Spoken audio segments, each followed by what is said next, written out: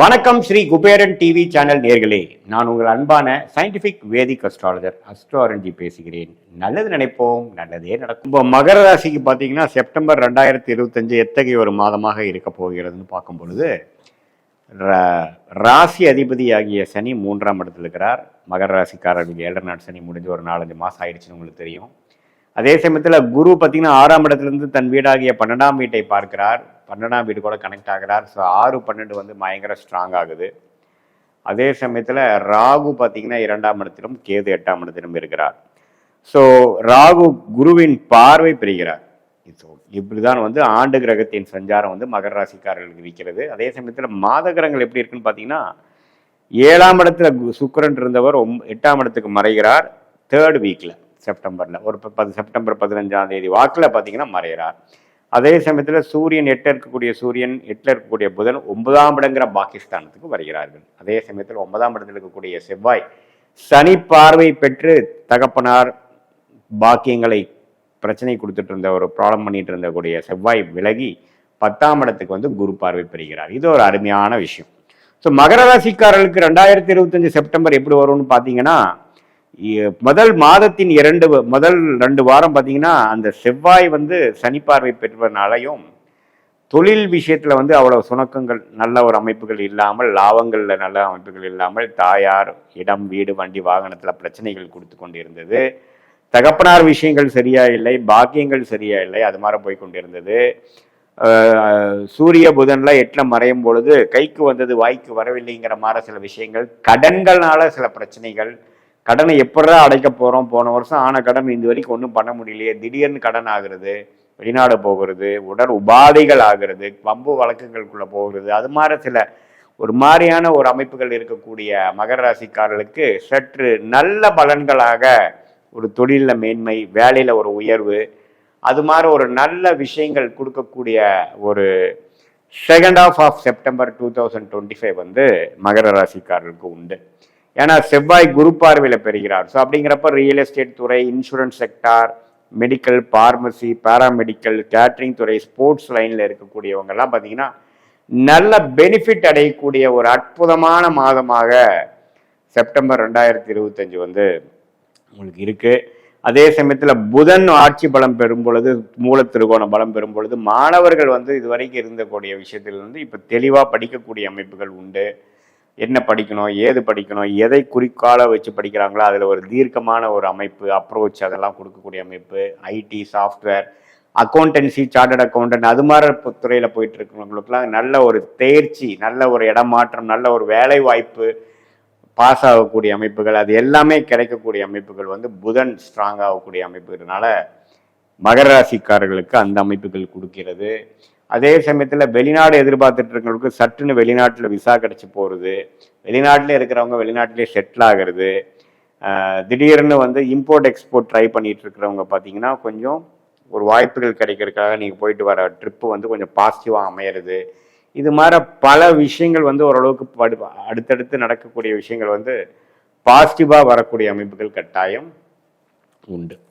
So என்ன இதில் ஒரே ஒரு விஷயம் என்னென்னா, மகர ராசிக்காரங்கள் அதிகமான ஒரு பணப்புழக்கங்கள் இருக்குதுன்ட்டு நம்ம வந்து ஒரு கடன் படுறதோ, ஒரு டாப்அப் லோனாக போகிறதோ அப்படின்லாம் போனீங்கன்னா அதை அடைக்கிறது வந்து ஒரு பெரிய விஷயமா போயிடும். ஸோ ஒரு அபிவிருத்தி பண்ணுறீங்கிறப்போ தேவையான அபிவிருத்திக்கு மட்டும் நீங்கள் பணம் வாங்கணும், கொடுக்குறதே அப்படிங்கிற மாதிரி விஷயத்துக்காக போயிடக்கூடாது. ஏன்னா இப்போ மகர ராசிக்காரங்களுக்கு ஈஸியாக கடன் கிடைக்கும், ஈஸியாக அடுத்தவங்க மணி கிடைக்கும். அப்படி இருக்கிறதுனால கொஞ்சம் இருக்கிற பிரச்சனையை சால்வ் பண்ணலாம், வேற வழி போகாமல் கடனை அடைப்பதற்கு கடன் வாங்கக்கூடிய அமைப்புகளாக போகக்கூடிய அமைப்புகள் உண்டு. என்னதான் வேலை தொழிலெலாம் ஓரளவுக்கு நான் சொன்ன மாதிரி ஒரு டெவலப்மெண்ட் இருந்தாலும் பிற்காலத்தில் வந்து அது உங்களுக்கு ஒரு பிரச்சனையாக போயிடக்கூடாது. அதனால கொஞ்சம் கடன் விஷயத்தில், உடல் உபாதைகள் விஷயத்தில், வம்பு வழக்கு விஷயத்தில் கொஞ்சம் கேர்ஃபுல்லாக இருங்க. அகலக்கால் வைக்க வேண்டாம்.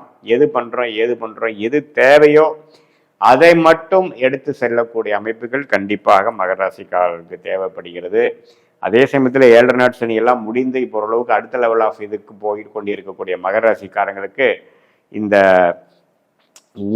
அடுத்த ஒரு அடி எடுத்து வைத்தாலும் அது ஒரு மொல்லமான ஒரு சிறு அடியாக இருந்தாலும் அது வந்து பெட்டரான ஒரு விஷயத்தை நோக்கி போகணும், ஒரு லாபத்தை நோக்கி போகணுமே ஒழிய குண்டலையே நம்ம வந்து ஃபுல்லாக ரொட்டேஷன்லேயே பண்ணக்கூடிய அமைப்புகள் அது மாதிரிலாம் இல்லாமல் டைரக்ஷன் நம்ம எதில் போகிறோம், அதில் க்ரோத் இருக்குமான்னு பார்த்து போகணும் அப்படின்னு நான் கேட்டுக்கிறேன். அதே சமயத்தில் கொஞ்சம் ரிசர்ச் ஃபீல்டில் இருக்கிறவங்க, பிஹெச்டி அது மாதிரி துறையில் பண்ணுறவங்க, ஹையர் ஸ்டடீஸ் பண்ணக்கூடியவங்களுக்கெல்லாம் நல்ல ஒரு வெளிநாட்டில் போய் ஒரு இது பண்ணக்கூடிய அமைப்பு, ஒரு பேப்பர் ப்ரெசன்டேஷன் பண்ணக்கூடிய அமைப்புகள், அது மாதிரி விஷயங்கள்லாம் இருக்குது. வியாபாரிகளுக்கும் பார்த்தீங்கன்னா நல்ல ஒரு டெவலப்மெண்ட்டு, நல்ல ஒரு க்ரோத்து, ஒரு ப்ராடக்ட் 2 ப்ராடக்ட் பண்ணவங்களுக்கு ஒரு 3-4 ப்ராடக்ட் சேர்ந்து பண்ணுறது, நிறைய அபிவிருத்தி, அது மாதிரி விஷயங்கள் இருக்குது. இதில் ஒரே ஒரு விஷயம் வந்து ஃபினான்ஷியல் விஷயங்கள் வந்து ஈஸியாக கிடைக்கும். அது வந்து தேவையானதுக்கு மட்டும் கரெக்டாக யூஸ் பண்ணி நம்ம போகக்கூடிய அமைப்புகள் கட்டாயம் மகர ராசிக்காரர்களுக்கு அது நல்ல ஒரு மேன்மையை தரும் என்பதை நான் கேட்டுக்கொள்கிறேன். அதே சமயத்தில் பாக்கியம், அப்பா விஷயங்கள், இப்போ அப்பாவுக்கும் பையனுக்கும் சில பிரச்சனைகள் போயிட்டு இருக்கிறதெல்லாம் கொஞ்சம் சால்வ் ஆகி சில சரி விஷயங்கள் வரும். பூர்வீகத்தில் சில பிரச்சனைகள் இருக்கிறது, பூர்வீகம் கொஞ்சம் பெனிஃபிட் வரக்கூடிய அமைப்புகள், இது எல்லாமே ஓரளவுக்கு பாசிட்டிவாக வரக்கூடிய அமைப்புகள் இருக்குது. பட் இதில் என்னென்னா சனியும் சூரியனும் கொஞ்சம் பார்த்துக்கிறதுனால கொஞ்சம் மிக்சடாக இருக்கும். அதனால தான் நம்ம சொன்னோம், எது தேவையோ அதுக்கு மட்டும் நீங்கள் பிளான் பண்ணி பண்ணோம். எடுத்தமா கமுத்தமான்னு நம்ம வந்து தொழிலதிபர்களாக இருந்தாலும் சரி, வேலை மாறுறவங்களா இருந்தாலும் சரி, இந்த வேலை மாறக்கூடிய ஜாப் எப்படி இருக்குன்னு ஃபுல்லாக ஸ்டடி பண்ணிட்டு தான் மாறணும்.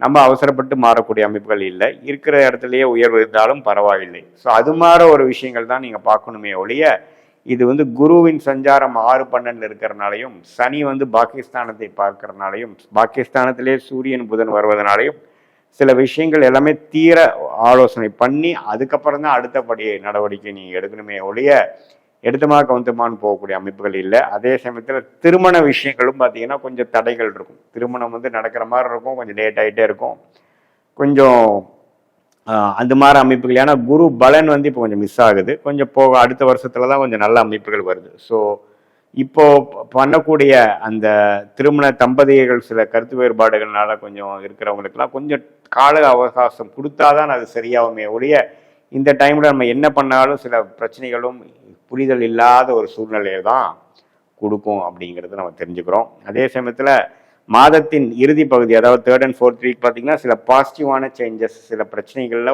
1-2-3 பிரச்சனைகள் விலகிற மாதிரியும், சில பிரச்சனைகள் சால்வ் ஆகிற மாதிரியும் சில நல்ல அமைப்புகள் கண்டிப்பாக வரதான் செய்கிறது. மெயினாக இந்த டெக்னிக்கல் துறையில் இருக்கிறவங்களுக்கு மேன்மை, இந்த மாதிரி மெடிக்கல் இன்சூரன்ஸ் அது மாதிரி துறையில் இருக்கிறவங்களுக்கும் நல்ல மேன்மையை கொடுக்கக்கூடிய இந்த அமைப்பு இருக்குங்க.